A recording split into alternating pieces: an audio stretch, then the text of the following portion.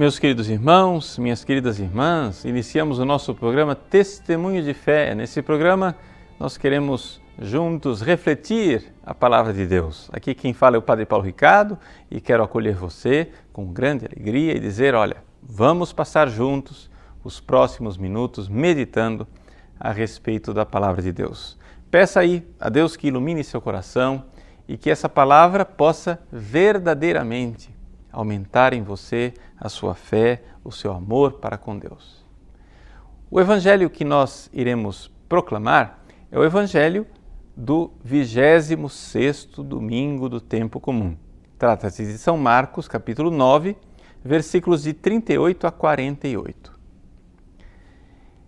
Esse evangelho parece um evangelho um pouco disperso, fragmentário, né? É como se São Lucas tivesse feito umas anotações, umas fichas a respeito de palavras de Jesus, depois ele pegou, jogou as fichas no ar e do jeito que elas caíram, ele anotou e colocou ali.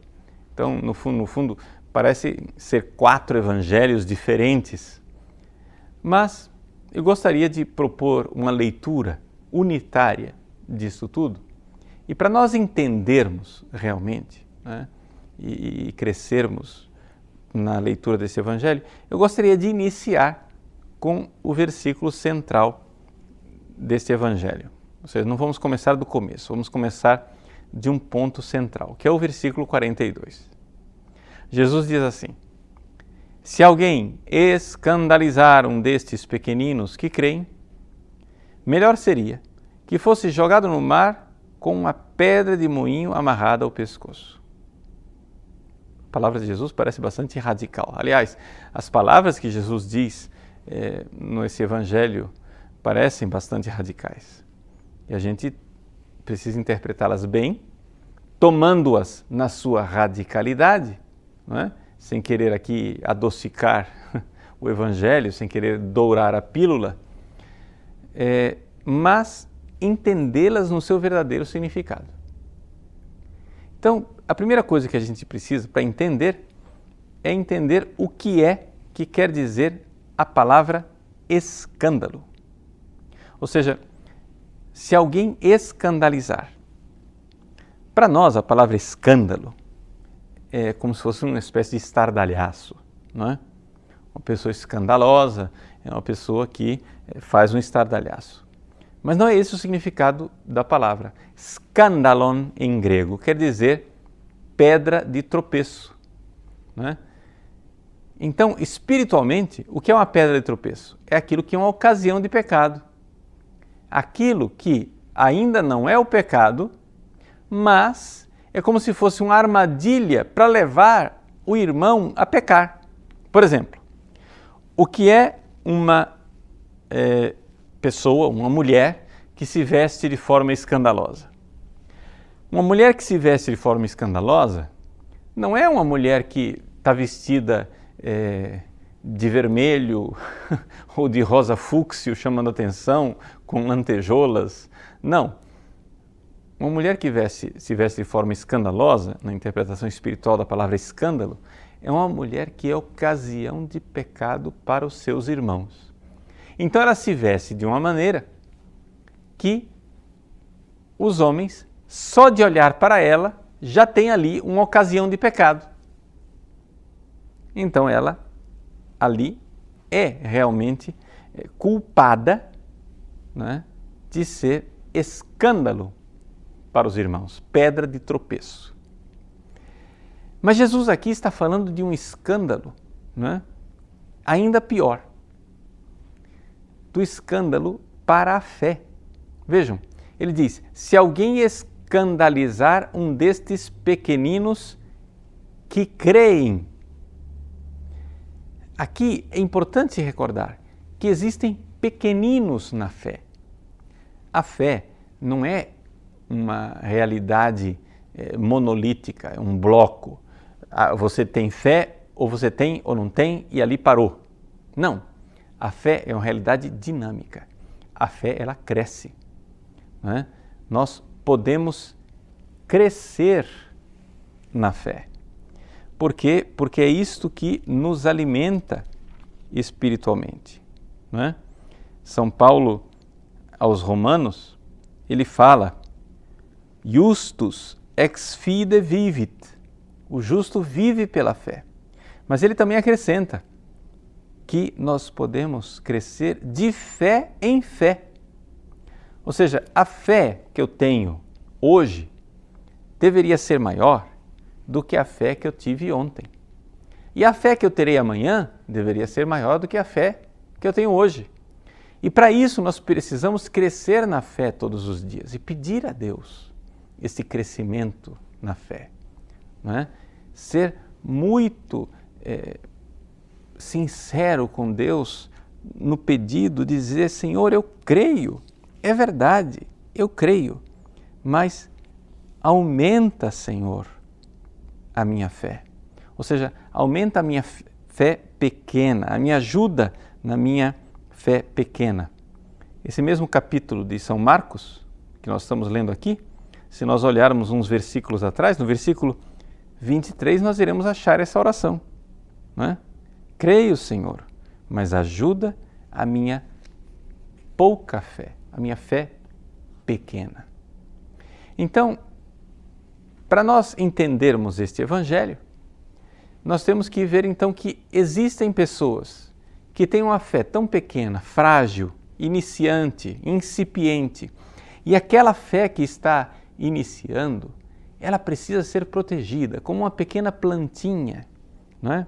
Que antes de ser transplantada no seu lugar definitivo, ela precisa ser cultivada ali numa estufa, não é? Com cuidados especiais. Nós, quando somos iniciantes na fé, temos que tomar cuidado com a nossa plantinha, com a nossa fé. Por quê? Porque as coisas podem nos levar, algumas coisas podem nos levar para a incredulidade, até que a gente cresça na fé.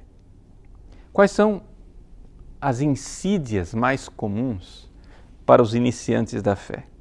As pessoas que começam, né, a sua caminhada de fé, que receberam esse dom de Deus, elas devem fugir das ocasiões. Quais são os três inimigos, os três grandes inimigos que a gente tem?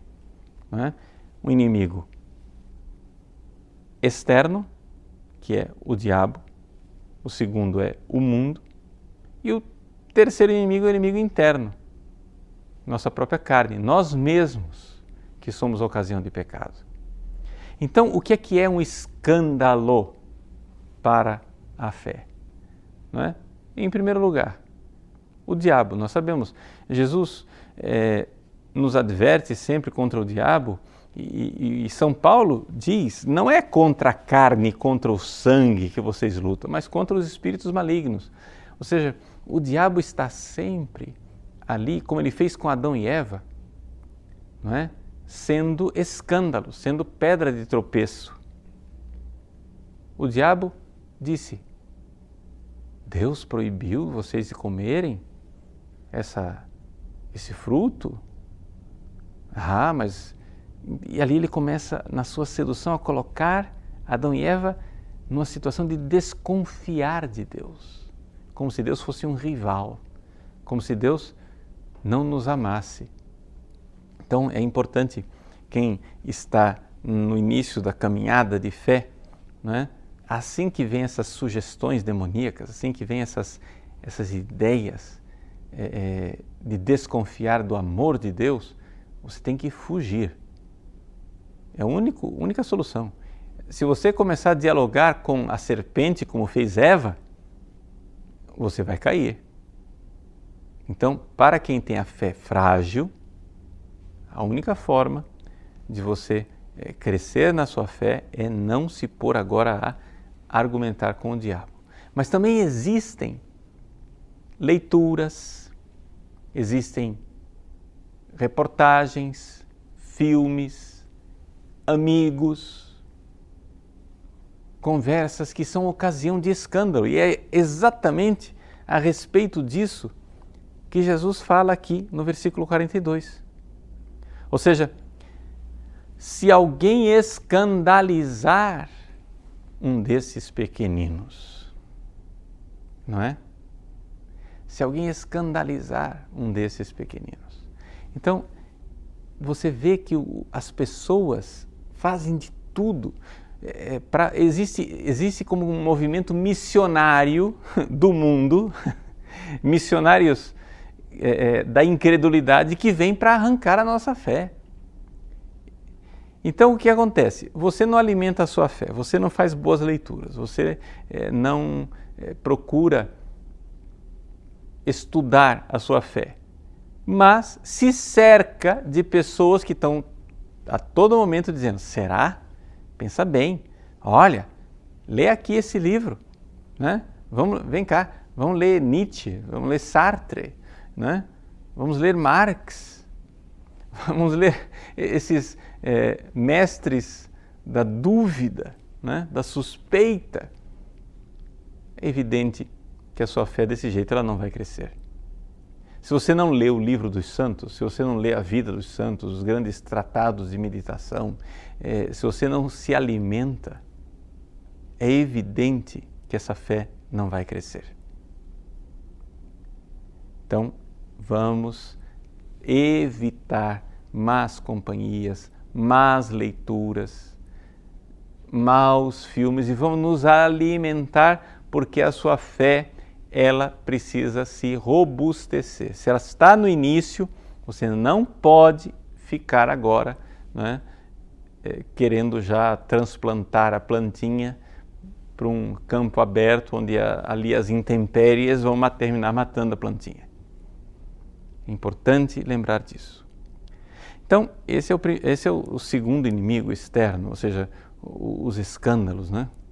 Podia ser aqui o demônio, que é o primeiro inimigo, e o segundo, o mundo, ou seja, as leituras, as pessoas, etc, etc.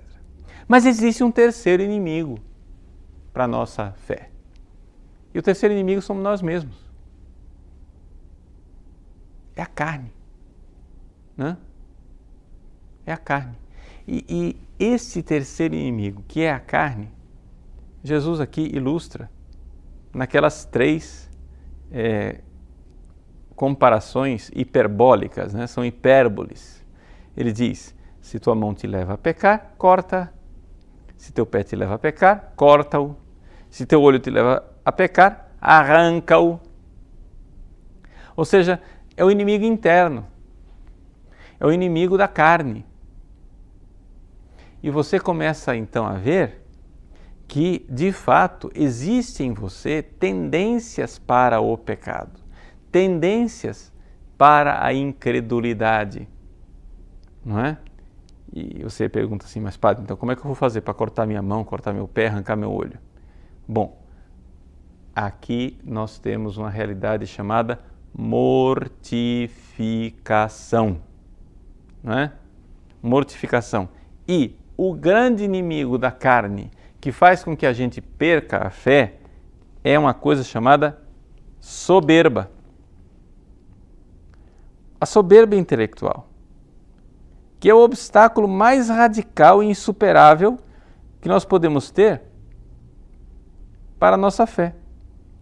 É isso que vai fazer com que o desgraçado do incrédulo, né, se ponha num caminho onde é impossível ele clamar pela misericórdia de Deus, porque ele não crê. Como é que ele vai pedir misericórdia e salvação a Deus se ele não crê no amor de Deus e na misericórdia dele? Então, é importante aqui nos mortificarmos na nossa soberba. Isso quer dizer que precisamos ser humildes. Lembre-se aquilo que está escrito, não é? Em São João, capítulo 4, versículo 6, em 1 Pedro 5, versículo 5, Deus resiste aos soberbos e Deus dá a sua graça aos humildes. Seja humilde, seja pequenino. Esta é a mortificação, esse é arrancar o olho, cortar a mão, cortar o pé. Ou seja, você precisa se mortificar.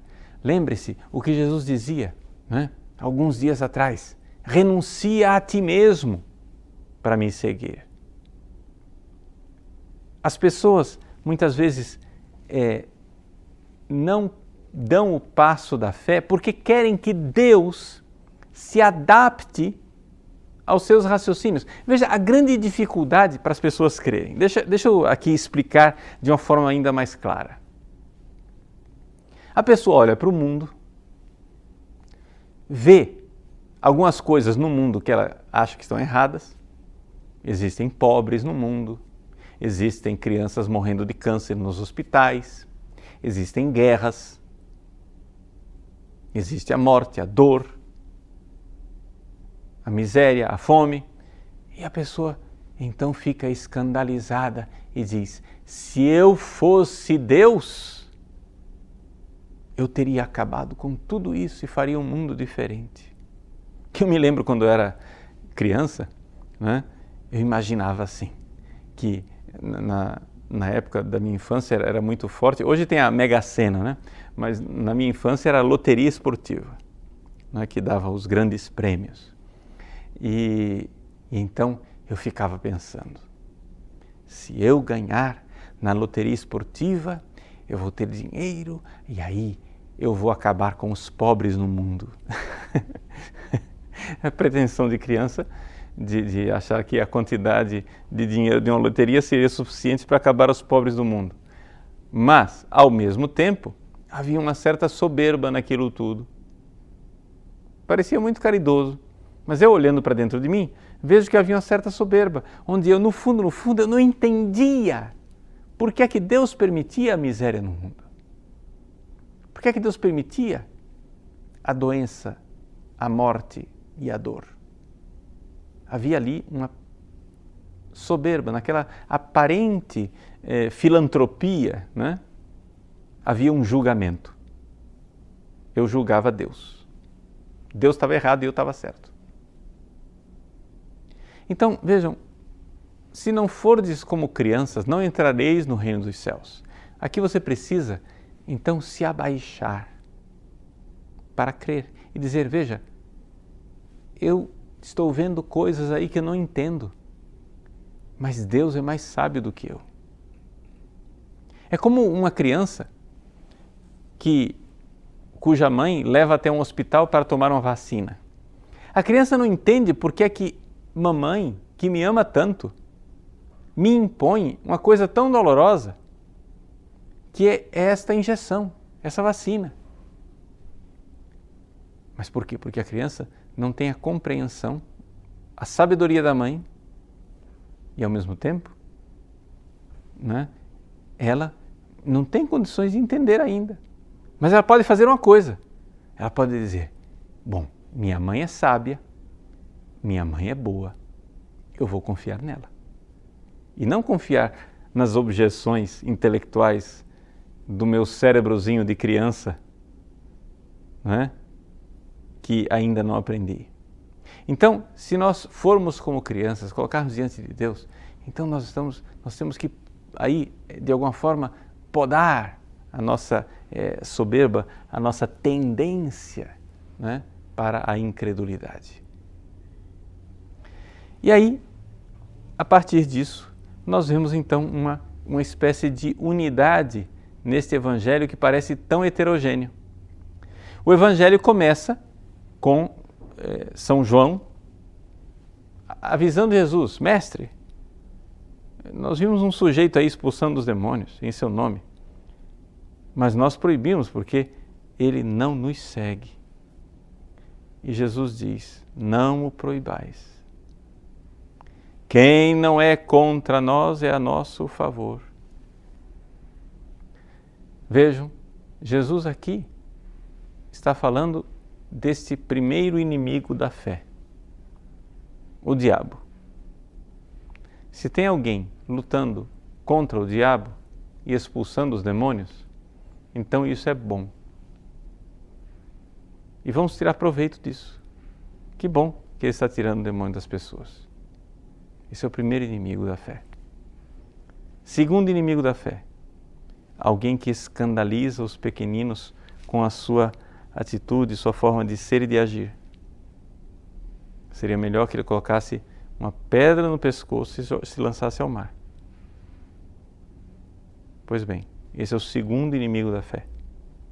O mundo, ou seja, as pessoas que são ocasião de pecado, ocasião de tropeço.